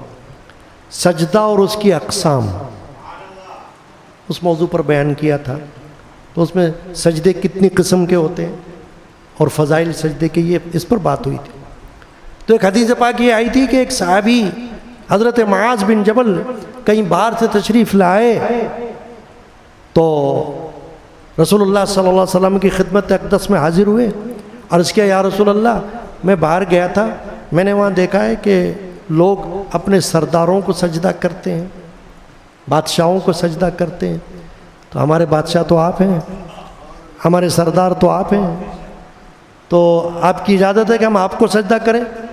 حضور نے فرمایا نہیں، سجدہ نہ کرو، اور فرمایا کہ اگر سجدہ یعنی سجدہ تعظیمی کی سجدے کی بات ہو رہی تھی، سجدہ عبادت کی نہیں، وہ تو شرک ہے، تعظیمی سجدہ، فرمایا اگر سجدہ جائز ہوتا تو میں اپنی امت کی عورتوں کو حکم دیتا کہ اپنے شوہروں کو سجدہ کیا کرو، کہ ان کا حق یہ ہے، ان کا مقام ایسا ہے شوہر کا کہ بیوی اپنے شوہر کو سجدہ کیا کرے، لیکن فرمایا جائز نہیں ہے، یعنی چھوڑ دو اس بات کو۔ اور ایک حدیث میں فرمایا کہ کیا جب میرا انتقال ہو گیا ہو، میں اس دنیا میں نہ رہوں، تو کیا تم میری قبر کو بھی سجدہ کرو گے؟ نہیں، فرمایا ایسا نہ کرو۔ حضور علیہ السلام نے دوران علالت میں یہ بھی فرمایا کہ اے مسلمانوں، میں تمہیں خدا کے سپرد کرتا ہوں، خدا کی پناہ، نگہداشت اور نصرت الہی کے حوالے کرتا ہوں، خدا تمہارا حافظ ہے، وہ تمہارا تقوی اور طاعت سے تمہاری نگرانی فرمائے گا، تمہارے تقوی اور تمہاری طاعت کی بنا پر تمہاری نگرانی فرمائے گا۔ بس اب میں دنیا سے جدا ہونے والا ہوں، اسے چھوڑ دینے والا ہوں۔ پھر آپ نے نماز اور کنیزوں اور غلاموں کے حقوق کی وصیت فرمائی، یعنی ایک تو یہ کہ نماز مت چھوڑنا، ہاں نماز پڑھتے رہنا بھائی، یہ فرمایا، یعنی آخری وصیتوں میں سے حضور کی ایک ہی وصیت کہ صلاۃ پر قائم رہنا، اقیم الصلاۃ، اور دوسرا فرمایا کہ کنیزوں غلاموں ان کی خیالداری کرنا، حسن سلوک کرنا۔ اس کے بعد حجر مبارک میں واپس تشریف لے گئے اور گھر میں جو کچھ بھی تھا اللہ کی راہ میں تقسیم فرما دیا۔ روایت ہے کہ سرکار دو عالم صلی اللہ علیہ وآلہ وسلم کا جس روز وصال با کمال پردہ ہوا ہے، اس رات بیت الشرف میں چراغ جلانے کے لیے تیل بھی موجود نہ تھا۔ اس وقت یہ حالت تھی۔ بوقت انتقال حضور اکرم صلی اللہ علیہ وسلم کی زرہ ایک یہودی کے پاس گروی رکھی ہوئی تھی، جو لیے تھے حضور نے اس سے، جو استعمال کے لیے، تو حضور نے اپنی زرہ اس کے پاس گروی رکھوائی تھی کہ اس کو گروی رکھ کر مجھے کچھ جو دو۔ چنانچہ حضرت عائشہ صدیقہ نے ایک پڑوسن کے ہاں سے چراغ کے لیے تیل منگوایا تھا، اور حضور علیہ السلام نے اپنی زرہ ایک یہودی کے ہاں 30 سا جو کے عوض رہن رکھی ہوئی تھی، مارٹگیج، گروی۔ اسی لیے گروی کا جو کانسیپٹ ہے نا، یہ جائز ہے دین اسلام میں، گروی رکھنا چیزوں کو، یہ رکھا جا سکتا ہے، حضور سے ثابت ہو گیا نا۔ روایت ہے کہ وفات کے آخری لمحات تک حضور علیہ السلام تبلیغ رسالت کے فرائض انجام دیتے رہے۔ 14 دن کے عرصے بیماری میں 11 دن تک خود حضور علیہ السلام نماز با جماعت پڑھاتے رہے۔ 11ویں دن 3 بار مسجد میں نماز کے لیے تشریف لے جانے کی خاطر وضو کی کوشش کی، لیکن تینوں مرتبہ غشی طاری ہو گئی۔ آخر حضور نے فرمایا کہ ابو بکر کو حکم دو کہ نماز پڑھائیں۔ یہ حدیث پاک موجود ہے صریح کہ اس وقت سیدنا ابو بکر صدیق جو ہمارے خلیفہ اول ہیں، ان کے لیے حضور نے حکم دیا ابو بکر کو کہو نماز پڑھائیں۔ اب حضرت ام المومنین عائشہ صدیقہ رضی اللہ تعالیٰ عنہ جو ابو بکر کی بیٹی تھی اور حضور کی زوجہ محترمہ تھی، جب انہوں نے یہ سنا کہ حضور یہ فرما رہے ہیں کہ ابو بکر کو کون نماز پڑھائیں، انہوں نے کہا حضور ابو بکر تو بہت نرم دل ہے، آپ کی جگہ مصلی پہ نہیں کھڑے ہو سکیں گے، آپ کسی اور کو کہہ دیں۔ حضور نے فرمایا نہیں، ابو بکر کو کہو، یہ میرا حکم ہے، ابو بکر نماز پڑھائے۔ یہ تو ام المومنین کی اپنے دل کی بات تھی نا، کیونکہ بیٹی تھی ابو بکر کی، جانتی تھی اپنے باپ کے دل کی حالت کو کہ حضور کی محبت میں ان کا کیا حال رہتا ہے۔ تو انہوں نے عرض کیا، یا رسول اللہ وہ تو ایسے رقیق القلب ہیں، ایسے نرم دل کے ہیں کہ وہ تو نماز نہیں پڑھا سکیں گے آپ کی جگہ میں، رقت طاری ہو جائے گی ان کو۔ مگر حضور نے کہا نہیں، پڑھاؤ۔ چنانچہ حضرت صدیق اکبر رضی اللہ تعالی عنہ ناچار مصلی رسول پر کھڑے ہوئے تو زار و خطار رونے لگے۔ وہی بات ہو گئی ہے نا، رونے لگ گئے۔ لیکن نماز میں اگر اللہ کی یاد میں رونا آ جائے تو اس سے نماز نہیں ٹوٹتی، جس کو کہتے ہیں خوف خدا میں رونا۔ کوئی آیت ایسی پڑھا جس میں ذکر ہے ایسا خشیت کا، خوف کا، اور اس سے آنکھوں میں آنسو آ گئے یا کچھ رونے کی کیفیت ہو گئی تو اس سے نماز میں فرق نہیں پڑتا۔ تمام صحابہ پر بھی رقت طاری ہو گئی۔ رونے کی آواز سرکار دو عالم صلی اللہ علیہ وآلہ وسلم کے گوش مبارک میں پہنچی تو حضرت خاتون جنت سیدہ فاطمہ زہرا سلام اللہ علیہا سے دریافت کیا کہ کیا مسئلہ ہے یہ۔ انہوں نے عرض کیا، حضور میری جان آپ پر قربان کہ تمام صحابہ آپ پر نثار ہونے کے لیے بے چین ہیں، وہ آپ کو تلاش کر رہے ہیں کہ حضور کہاں ہیں۔ آپ کو نہ دیکھ کر بے چینی پھیلی ہوئی ہے مسجد نبوی میں۔ آخر حضور علیہ السلام اس اضطراب صحابہ کو دیکھ کر دو افراد کے کاندھوں پر ہاتھ رکھ کر مسجد نبوی میں تشریف لے آئے، اور حضرت ابوبکر صدیق، حدیث پاک میں کہ حضرت ابوبکر صدیق رضی اللہ عنہ نے محسوس کر لیا کہ حضور خود آ رہے ہیں، تو چاہا کہ ہٹوں، تو حضور نے اشارہ فرمایا نہیں، نماز پڑھاتے رہو، جاری رکھو نماز کو۔ چنانچہ ابوبکر صدیق رضی اللہ عنہ کے بائیں ہاتھ کی طرف حضور نے بیٹھ کر نماز پڑھائی۔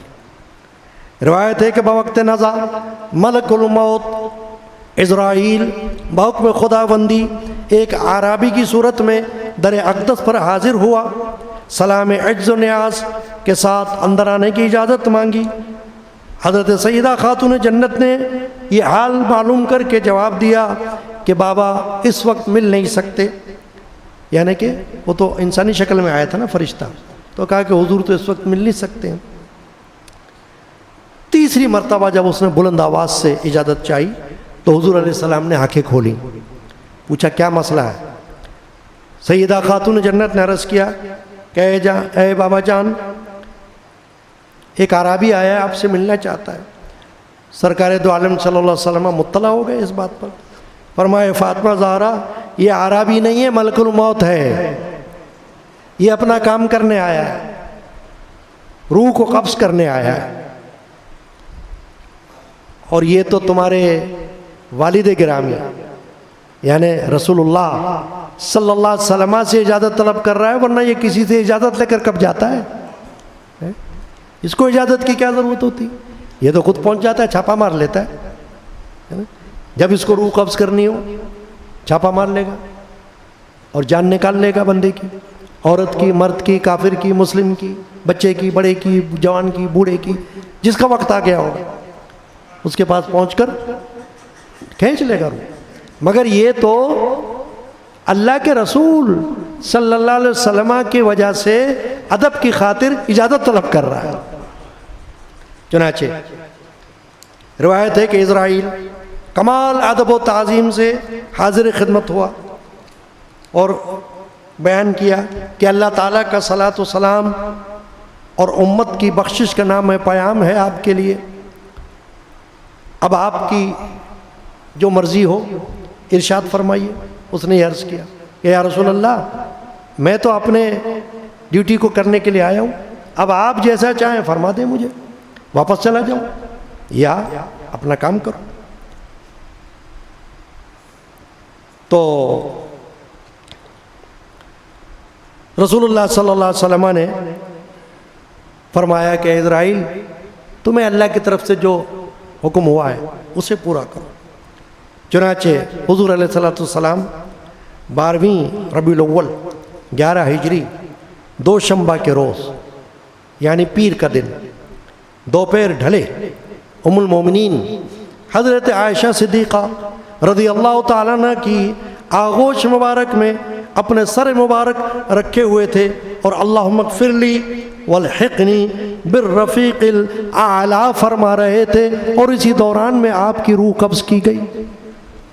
اس وقت اللہم رفیق الاعلیٰ یہ فرما رہے تھے۔ حدیث پاک میں ہے کہ حضرت ام المومنین عائشہ صدیقہ کے زانوں پر حضور کا سر مبارک تھا، اور حضور نے اس وقت خواہش کی مسواک کی، تو ام المومنین نے مسواک منگوائی اور پھر اس کو اپنی دانتوں سے چبا کر حضور کو پیش کی۔ یہ وہ وقت تھا۔ چنانچہ نبی اکرم علیہ الصلوۃ والسلام نے اس دنیا سے اس وقت پردہ فرمایا، اور مگر یہ جو پردہ فرمانا تھا نا، یہ صرف ایک آن کا تھا۔ اعلی حضرت الشاہ احمد رضا رحمۃ اللہ علیہ نے اس کو بیان فرمایا شاعری میں، فرمایا کہ انبیاء کو بھی اجل آنی ہے، اجل یعنی موت، اللہ کے وعدے کو پورا کرنے کے لیے انبیاء کو بھی اجل آنی ہے، مگر اتنی کہ فقط آنی ہے، اور پھر اس کے بعد ان کی حیات مثل سابق وہی جسمانی ہے۔ تمام انبیاء کرام علیہ السلام اپنے اپنے مراقد میں، مرقد میں، مقبرے میں، روضہ انور میں جسمانی طور پر حیات ہے۔ یہ عقیدہ رکھنا ہمارا لازم ہے۔ روایت ہے کہ 2 روز تک نوبت حضور کے دفن کی نہ آئی، 72 بار نماز جنازہ پڑھی گئی، اور فرشتوں نے صلاۃ و سلام پیش کیا، امتیوں نے صلاۃ و سلام پیش کیا۔ یہی حضور کی نماز جنازہ تھی، درود و سلام، درود و سلام، درود و سلام۔ رسول پاک پہ بھیجے خدا درود و سلام، علی و فاطمہ حسن و حسین پر بھی مدام۔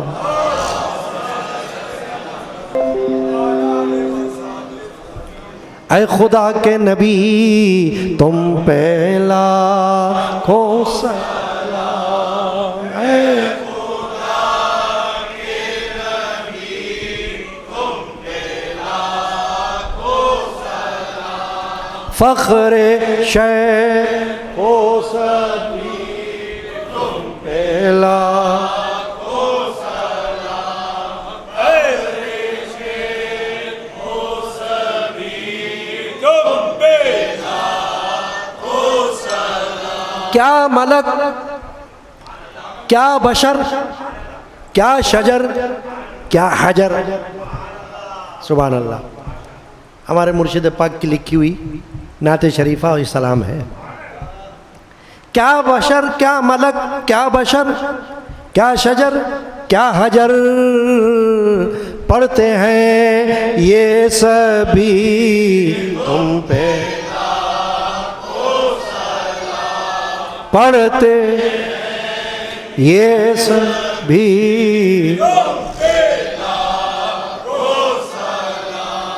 اے خدا کے نبی تم پہ لاکھوں سلام، فخر شیخ و صبی تم پہ لاکھوں سلام، اے غلام حزین کا وظیفہ یہی۔ دیکھیں آپ، میں صرف 2 شعر پڑھے میں نے، کافی ہیں اشعار۔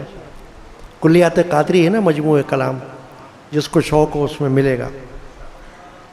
ہے غلام حزین کا وظیفہ یہی، یا نبی یا نبی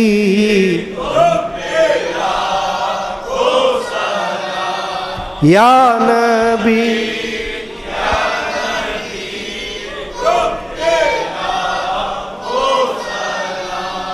اے خدا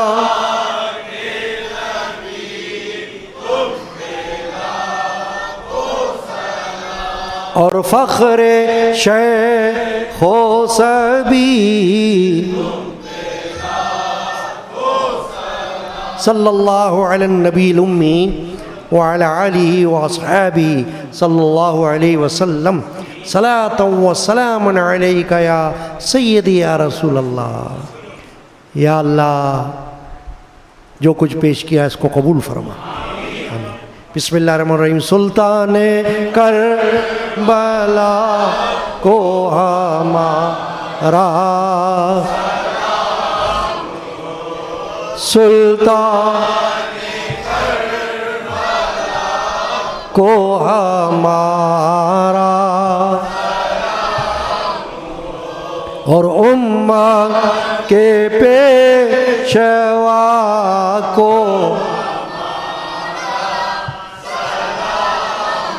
پڑھ کر درود ادب سے غلام عزیز تو کہ سلطان کربلا کو ہمارا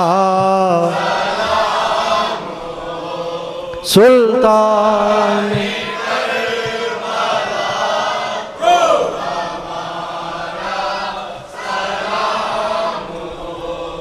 امت کے پیشوا کو ہمارا بسم اللہ الرحمن الرحیم۔ یا حسین علی آپ کے سر کا صدقہ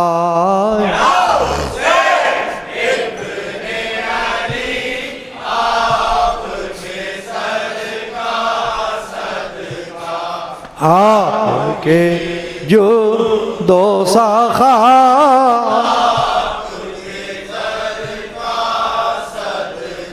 آپ کے بذل و عطا آپ کے گھر کا صدقہ آپ کی عشق و محبت کی نظر کا صدقہ علی آپ کے سر کا صدقہ آپ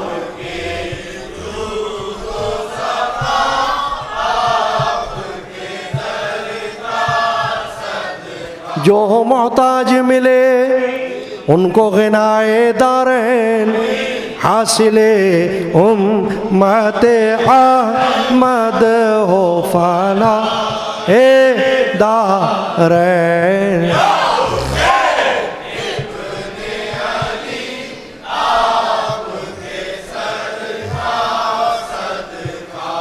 آپ کے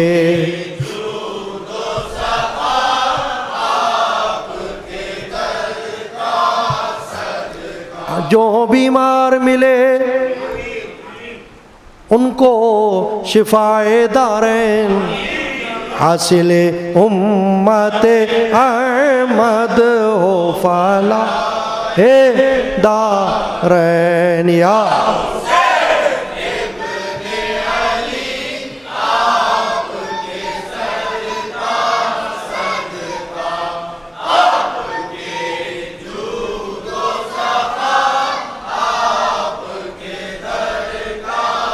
آمین اللہم رب آمین ربنا آمین۔ قدیمی مجالس یادگار شہادت حسینی کا یہ سلسلہ جو عرصہ دراز سے چلا آ رہا ہے، میری پیدائش سے بھی بہت پہلے، الحمدللہ ہم اس محفل میں بیٹھے ہوئے ہیں۔ کل کی شب جو آنے والی ہے، خلیفہ اول جن کا نام ہم نے ابھی سنا، حضرت سیدنا ابو بکر صدیق رضی اللہ تعالی عنہ کا ذکر خیر ہوگا اور آپ کی وفات شریفہ کا مختصر ذکر ہوگا۔ آپ کے فضائل بیان ہوں گے، آپ کے مناقب بیان ہوں گے، آپ کی منقبت پڑھی جائے گی۔ یہی ہے صحیح طریقہ خراج عقیدت پیش کرنے کا۔ باوضو بیٹھے، با ادب بیٹھے، با عقیدت بیٹھے تو ہے قبولیت، یہ تو الحمدللہ یہاں پر با وضو بھی ہیں، با ادب بھی ہیں، با عقیدت بھی ہیں اور با محبت بھی ہیں. اللہ قبول فرمائے، آمین. تمام حضرات 3 بار سورہ اخلاص، 1 بار سورہ فاتحہ پڑھیں.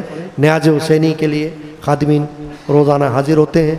جن حضرات کو شوق ہو نظر اور نیاز حسینی میں حصہ لینے کا وہ اس میں حصہ لے سکتے ہیں. اعوذ باللہ من الشیطان الرجیم، بسم اللہ الرحمن الرحیم. قل واللہ احد اللہ الصمد لم یلد ولم یولد ولم یکن لہ کفوا احد. قل واللہ احد اللہ الصمد لم یلد ولم یولد ولم یکن لہ کفوا احد. قل واللہ احد اللہ الصمد لم یلد ولم یولد ولم یکن لہ کفوا احد. بسم اللہ الرحمن الرحیم. الحمدللہ رب العالمین الرحمن الرحیم مالک یوم الدین. ایاک نعبد و ایاک نستعین اہدنا الصراط المستقیم صراط الذین انعمت علیہم غیر المغضوب علیہم ولا الضالین. رسول پاک پہ بھیجائے خدا درود و سلام، علی و فاطمہ حسن و حسین پر بھی مدام. اللہم صلی علی سیدنا محمد وعلی آلہ وسلم. جو بیمار ہیں اور جن کا آپریشن ہے الیاس قادری کے بھتیجے کا، اللہ تعالیٰ کامیابی عطا فرمائے، بیماروں کو شفا عطا کرے. یا اللہ یا رحیم یا رحمان. الحمدللہ رب العالمین والصلاة والسلام علیکہ یا خاتم النبیین. یا اللہ تمام جو کچھ پیش کیا گیا، قرآن، حدیث، منقبات، ان سب کو قبول فرما. حاضر نظر نیاز جن کی طرف سے پیش کی جاتی ہے، کل بھی پیش کی گئی، آج بھی جو آپ کے پاس پہنچی، جن کی تعاون خیر سے پہنچی، جن کا ذوق شوق ہوتا ہے، اللہ تعالیٰ قبول کرے. آمین. یا اللہ جو ہم نے پیش کیا سورہ فاتحہ، سورہ اخلاص، درود شریف، اس کو حضور نبی کریم رحمت العالمین شافی المذنبین صلی اللہ علیہ وسلم کی بارگاہ عالی میں نظر فرما. صحابہ کرام، اہل بیت اعظام، تابعین، تبع تابعین، اولیاء کاملین رضی اللہ عنہ اجمعین کی بارگاہ میں نظر فرما. خصوصاً سید الشہداء امام علی مقام امام حسین رضی اللہ عنہ کی بارگاہ اقدس میں نظر فرما. ان کے تمام اہل بیت کی بارگاہ میں نظر فرما. سیدنا غوث العظم رضی اللہ عنہ کی بارگاہ میں نظر فرما. ہمارے تمام مشائخ اعظام کے ارواح کو ثواب، ہمارے عزیز و اقارب، ہمارے پیر بھائی بہنیں، ان سب کی ارواح کو ثواب اور ہم سب کے نام اعمال میں اجر و ثواب. یا اللہ بے روزگاروں کو حلال رزق عطا، تمام بیماروں کو شفا عطا، موذی وبا کو دور کر دے. یا اللہ تو قادر قدیر ہے، غفور و رحیم ہے، موذی وبا سے بچا، موذی وبا کو دور کر دے، کل مخلوق پر رحم فرما. آمین. یا اللہ جو اسپتالوں میں اور جو گھروں میں ان کو شفا دے. اے اللہ پاک اپنے فضل و کرم سے یا اللہ جو بے اولاد ہیں ان کے انیک اولاد عطا، تندرست اولاد نرینہ عطا، اور بچے بچیوں کے گھروں کو آباد کر. صدقہ حسنین غوث الثقلین یا اللہ تمام بچے بچیوں کو نیک رشتے عطا، نیک جوڑے عطا. شہدائے کربلا کا صدقہ یا اللہ سب بچے بچیوں کے گھروں کو آباد کر، ہر رکاوٹ دور کر. روزانہ کی محفل میں ہمیں حاضری کی توفیق ہو، اور اپنے اہل حلقہ، اپنے دوست احباب کو بھی دعوت کی توفیق عطا کر. آمین آمین آمین. صلی اللہ تعالی علی سیدنا محمد وعلی آلہ وصحبہ اجمعین برحمتک یا رب العالمین. لا الہ الا اللہ.